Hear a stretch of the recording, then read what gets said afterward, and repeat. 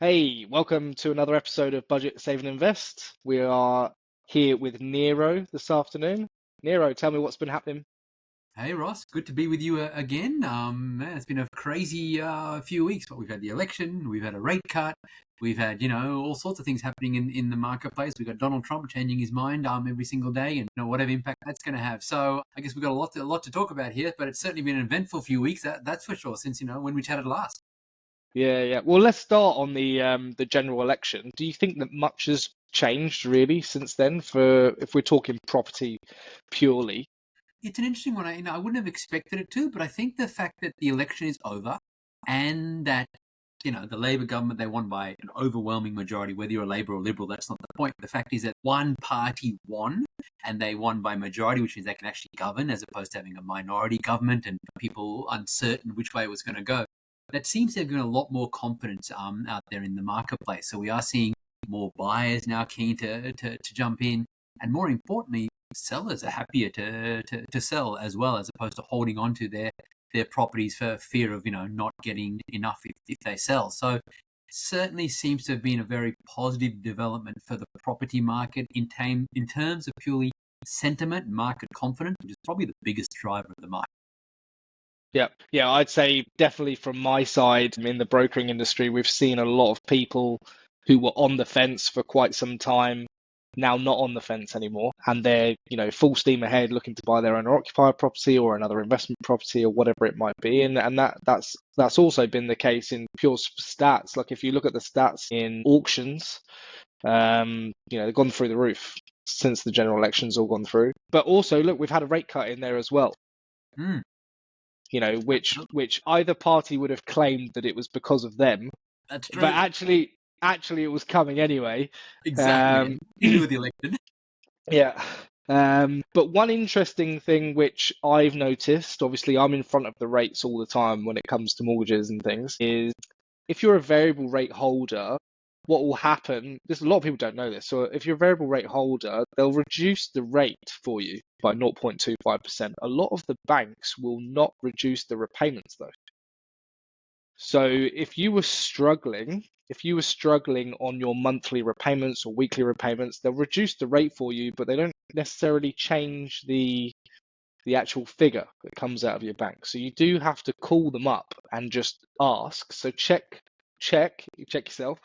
Yeah, exactly. I'll Check be your doing that next. myself and multiple Yeah. lenders, so I better check them all. Yeah. So check those because and to be fair, like if you can afford it, not a bad thing because you're No. technically making overpayments now. Yes. But you should check those. Like if you're a cash is king type person, and cash flow is the most important thing, you've got to check those. But equally, we've also seen with few cheeky lenders, not normally the mainstream funders, but some of the tier two and tier three funders, if they've slashed their customers' rates by 0.25%, but for new customers, they've only passed on a 0.15% rate cut. Cheeky buggers. Yeah, Wow. yeah. Okay. Yeah. Trick the So young guy. going direct to those guys, you're not going to see the benefit of the rate cut, which is why we always say come to a broker because we know that they've been cheeky and we can negotiate on your behalf and do all those things. So yeah, just some interesting info there about what happens during a rate cut because it's not Yes. all black and white and everyone just assumes that it drops for everyone and blah blah blah, but it's not always the case. But the other big thing that we've seen is the federal budget news.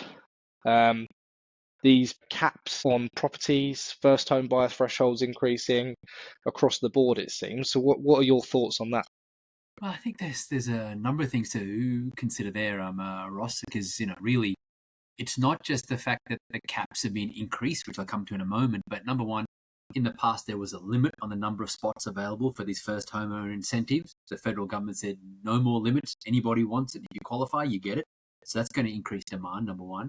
Number two, the income threshold, essentially, it's no longer means test. So whether you earn, 100 grand or whether you earn $1 million a year, you can still get your first home buy incentive if that's what you want.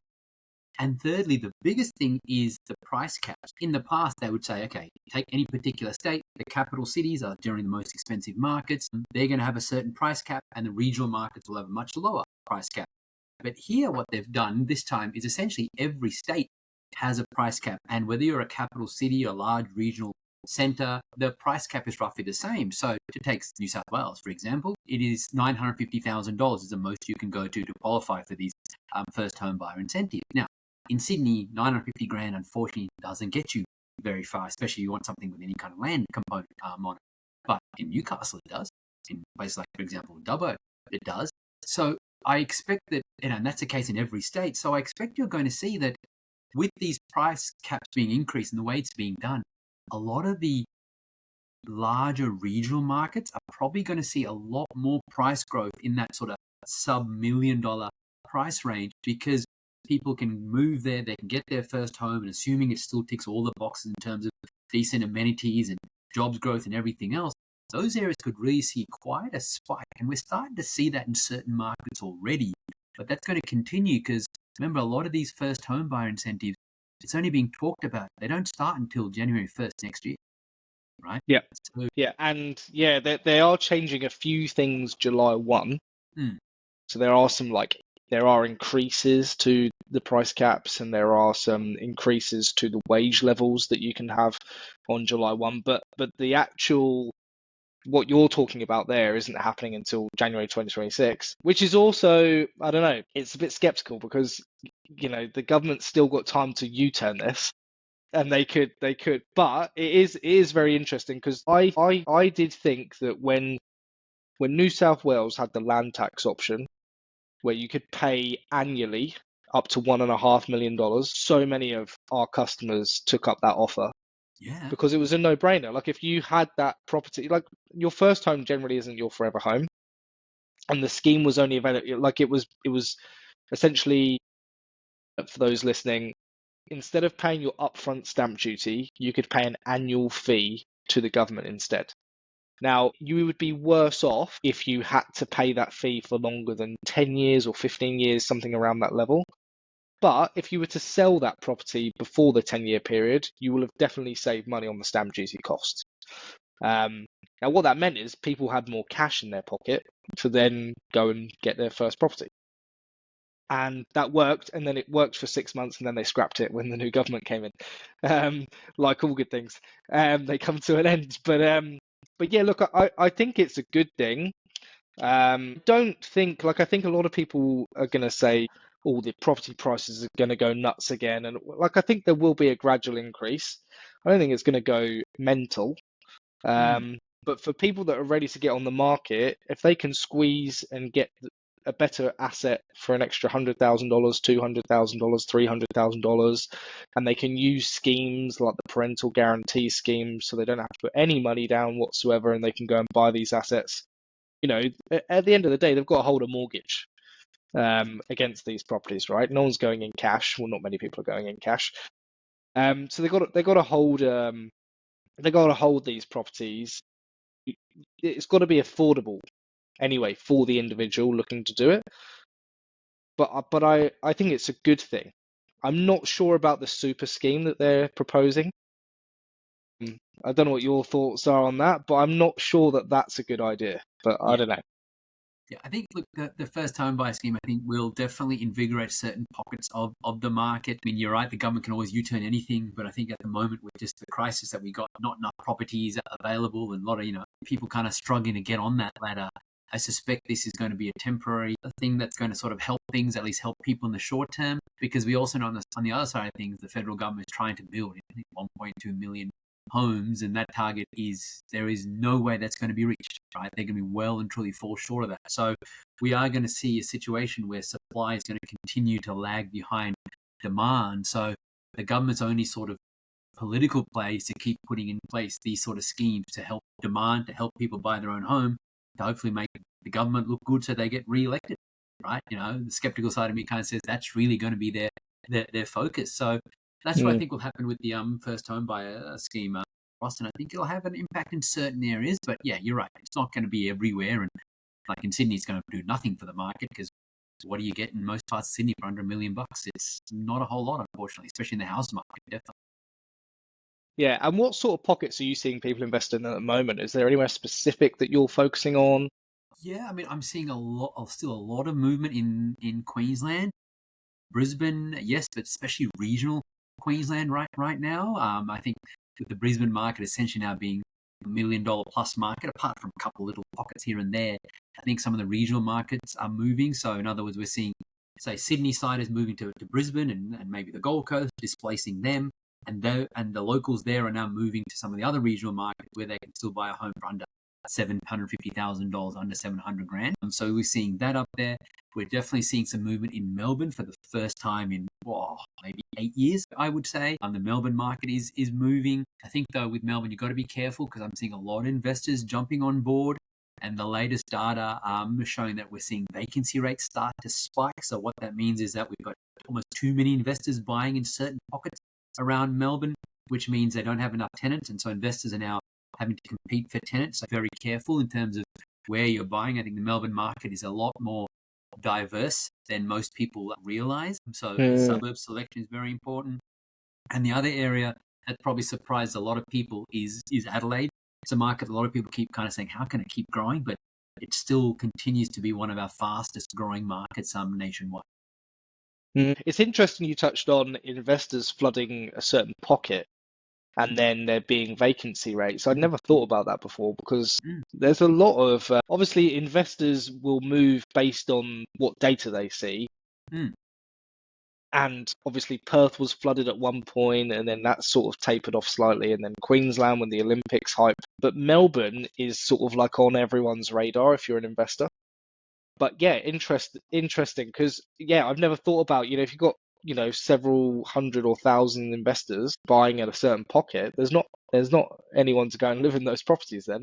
That's right. You need there to be a fine balance between owner occupiers living in these places or people internally migrating, from other states or internationally. What do you think is going to happen in the future with regards to migration? Because it is something that we talk about a lot in Australia, especially like for what I've noticed in Sydney, especially. Obviously, we both live in Sydney, but I see less and less backpackers and those types of people that you used to see, and a lot of them are moving to Perth or Queensland and they obviously they need to rent somewhere for the first 3, 4, 5 years until they get permanent residency or whatever visa they're going to choose to go on. What are your thoughts around that? Do you think that's going to continue? Do you think that Sydney's sort of slipping off slightly compared to other cities, or? I think Sydney's going to become like, one of the, I guess, say in New York or wherever else where, it's going to be old money in Sydney or, inheritances or whatever else that will keep driving the market. It's always going to be, I expect, our most expensive capital city. But you're right, in a lot of so therefore migration will change, the nature of it will change. You're right, the backpackers are not necessarily going to be landing in Sydney, at least not for any lengthy period of time. They're going to be going to, like you said, WA. I think especially with the beaches over there, it's got a lot to offer. And Queensland will probably take a big influx of them as well. So yeah, the nature of who is coming to different parts of Australia is going to be, it'll be majorly affected by where property prices are at the moment, especially from an affordability perspective. Yeah. Cool. Well, look, let's jump into some Q&A questions from our budget save and invest group. So question number 1 here. Almost all houses are listed for sale but don't have a price displayed anymore. How annoying. How do you narrow down what is the exact price range without having to contact the agent? Yeah. Good questions. I think, to be honest, I'm not necessarily going to say that not having a price is a bad thing, because in the past, what would agents do? They would say offers over X, maybe offers over $599,000, for example. We saw recently, and the property sold for like $685,000, right? So often we were seeing these sort of prices being really kind of bait advertising, I guess, and getting people in. And so now agents are going, oh, let's just not put any on there. So then, as a buyer, you can no longer rely on realestate.com.au as your research tool if you ever could. As a buyer's agent, I would say that those sorts of free online tools are never there for buyers' research. They're there for sellers' marketing purposes. So the only way is to look at, well, what have properties like this sold for in the last, say, three months? Are they rising? What are they rising for? And then look at the temperature in the market. So what I mean by that, there are certain markets right now that I can tell are rising. The same house today, in a month's time, will sell for 10 grand more, right? Because that's what we're seeing. So if you can sort of see a 4-bedroom, 2-bathroom house on X amount of land is selling for this in say where I'm in February, and then March it's 10 grand more, April 10 grand more. You've got to adjust for that this time around. And then if you're also seeing more buyers than sellers on the property, which means that, let's say, for example, you have 5 potential buyers on a property, it's only one person who can buy the property, right? So the other 4 who miss out will go, okay, that's the price it's going to take to buy that kind of property. I need to offer a bit more, right? So you've got to get into the mindset of your marketplace, and that unfortunately takes work, right? And so I think, with the way things are evolving, just thinking you can buy a property randomly at sort of any price, it's going to get harder and harder. There is going to be a lot more due diligence required. In my opinion, I think that's a good thing because, whether you're buying something for $500,000 to $1 million or more, it's a significant chunk of change. And doing that due diligence will, or at least getting someone to help you with it, whichever way you decide to go, it's only going to protect you down the track. Yeah, correct. Really important to obviously do all that due diligence. I'm currently going through an issue myself, which with a recent purchase, and Okay. it's causing costly. So we had a pest and building inspection done, and then 45 days after settlement, found out that there was termite activity in the property. All clear, all passed. Yeah, I'm currently about $8,000 in legal fees deep, taking the pest and building guy to court because he won't admit liability. Look, it's you gotta check these things. You've got to go Got to. deep, you know. Got to. And look, we did all the checks, did everything right, and there's still issues. So you got to make sure that you double check these things. I won't be using that firm again. But look, and this is another point, right? Is I think a lot of people think that buying property and getting into this is just like a set and forget thing. And to a degree, if you've got all the right professionals around you, it generally is relatively hands off, apart from hopefully just a couple of phone calls from your property manager every year asking you if you can spend some money on maintenance. But at the end of the day, it is a business, really, at the It end of is. the day. It is. And if you want to get into it, it's not a set and forget, and things do go wrong, and the weather does happen. So yeah, I think just to go on a bit of a tangent there, you've got to make sure that you're up for the challenge. It's not just, you can't just buy a property and then forget about it. You've got to look after it, and it's got to be managed, and the client, as I like to call them instead of the tenant, needs to be Yes. looked after. Yes. But yeah, there you go. Right, question number 2. So we're a family of 4. We bought a house 3 years ago. The property is valued at $1.1 million. We owe about 400 grand on the property. We've got an income of 170k. We don't have any debt apart from 5k of HEX. We're wanting to move homes and get a slightly bigger home close to workplace and school. We were thinking of selling and then buying something else. However, a friend asks, why don't we turn our current property into an investment property and buy another house? We've looked online, but we need some guidance. Would you recommend, or have you got any suggestions? I'd say, first of all, speak to yourself, Ross, to be honest, because that sort of strategy is going to first involve whether they have the borrowing capacity, based on the income and the debt that you said, well, could be questionable, would be the first thing that I would say. If Yep. someone's looking to do that, make sure you've got the borrowing capacity so you don't end up buying something like someone recently reached out to me and they had done exactly what this family is asking about. They didn't check their capacity. And now they're in a situation where they can't afford both and they're in a real bind. Make sure you check your capacity first and foremost. If you can do it, okay, then just consider what the capital growth prospects are like for your existing property. Is it in an area where there's lots of demand from owner occupiers? Then that makes sense and you would move ahead. Otherwise, you would stick to your original plan of selling and buying and then look to intentionally buy investment properties with growth potential, etc., for your future and for your children's future. That's sort of the 2 ways I would address this. Yeah. And look, to be fair, like they've done well, 1.1 million, 420 grand left in the bank. Amazing. Sorry, on lending. They've done a good job. There is plenty of equity there, but hesitant to jump the gun on it. You don't want to get yourself in too much debt. And equally, you need to have a goal in mind, which everyone forgets. And I like to say to people, if their income is 170, if they didn't have a $420,000 mortgage and they were retired, So let's say their mortgage was paid off and they're making 170. Arguably, you wouldn't need to make 170. So let's say you've got no mortgage left on your principal place of residence. You might want to make $120,000 during retirement. So let's reverse engineer that. $120,000. How many properties do we need to get that in rental return? It might be 4 properties or 5 properties, in which case, do we stick it out in this property, stay there, and then why don't we try and work on a strategy to maybe get 2 or 3 or 4 investment properties? Or we can sell this property, we can buy a better property which has got good capital growth as long as we can hold on to it. And then maybe you've got a superannuation that could invest in property, which is another option. But ultimately, I think people need to think about what's their goal for retirement, and you've got to try and think of that at least 10 years before you retire.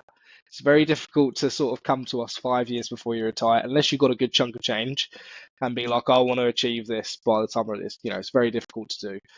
But if you've got a minimum of 10 years, so maybe you're 50, 55 years old and you're sort of late to the party and you want to get involved with this, we can definitely help you out, introduce you to buyer's agents, obviously Niro, financial advisors and planners and accountants to try and sort of bring you that A team. But look, they've got a couple of options there. If it was me, I'm gonna guesstimate that their age is late 30s. So let's just guess that because I didn't put that down there. I think the next thing is, do you want to change your current living situation? Do you want to increase that mortgage and then you've got less cash flow? Or are you due a promotion soon? And actually it won't matter if your loan increases? Or are you better off, like we say, releasing equity and then buying properties which are easier to hold? Because I think a lot of people don't talk about this. Is it's all very well and good going and getting the next property and upgrading, or buying another really expensive investment property. But if you're struggling to hold that property and then it's got a negative impact on your lifestyle, you're just going to be sat there for the next 10 years kicking yourself like, why did we do this? And then it's very difficult to try and sell it after that because you kind of feel like you're moving backwards. But it's something to think about. But I think you've got to start with what's the end goal really for retirement. That's got to be it to begin with. Okay, right. Let's get on to the last one. Mm-hmm. They put good morning, everyone. Well, it's the afternoon here, but we'll pretend that it's the morning. I'm on a single income and I'm hoping to buy a property in Brisbane. I have a budget of around $700,000. I'm not too concerned about the location as long as the area has good growth over the next 10 to 15 years. Ideally, I'd like to buy a house or a townhouse as close to the city as possible. However, most of the suburbs that I've looked at are beyond my budget. Can anyone suggest suburbs close to the city that I should consider? Fortunately, I wish I could say Tough one. that was an easy one. That's a tough one. There's probably, unfortunately, to the person who asked this question, there's no good quality freestanding house anywhere in Brisbane at $700,000 anymore. That budget has moved, that price moved probably 18 months ago.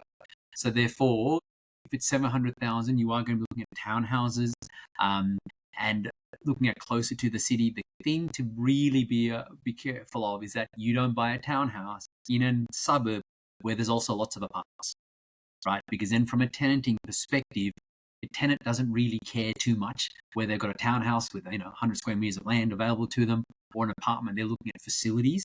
So you could struggle to get your property rented. You've also got potential oversupply issues as well.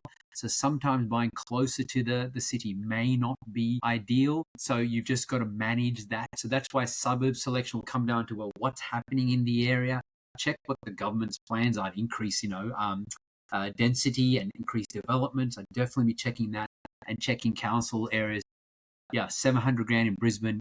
Unfortunately, it's not going to be an easy purchase. And although you might go on realestate.com.au and put in a price code of $700,000, and although there might be a number of properties coming up, like I alluded to earlier on, a lot of them is going to be sort of bait advertising. You're going to have a lot of people doing the same thing that you are, and eventually those properties are going to sell for well above your budget.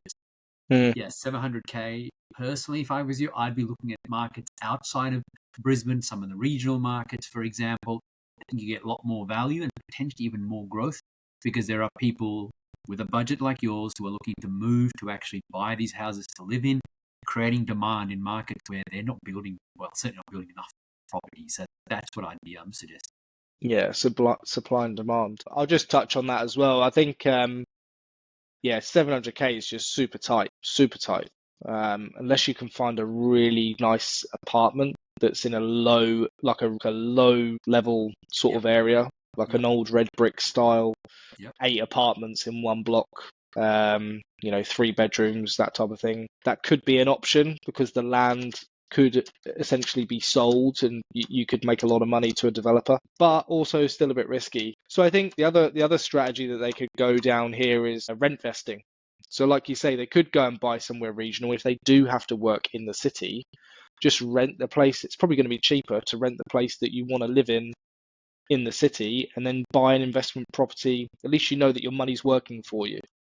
I only think, look, rent money is only dead money if you're not investing in other Yep. assets. I run a business and I rent, and my lovely accountant said to me that I could deduct 20% of my rental outgoings last week on the business. So it's not the end of the world, especially if you're self-employed, to rent, because it is tax deductible if you use a home office and use a square footage of your property to operate your business from. So yeah, definitely consider the rent vesting route, because 700K, yeah, it's a very, very tight squeeze on that one. But yeah, like I say, reach out to Niro on that one, see what he can find you. Right, we're gonna wrap it up there. Thank you very much for your time, Niro, and we will catch up on the next episode. Looking forward to it. See you then. Cheers, Niro.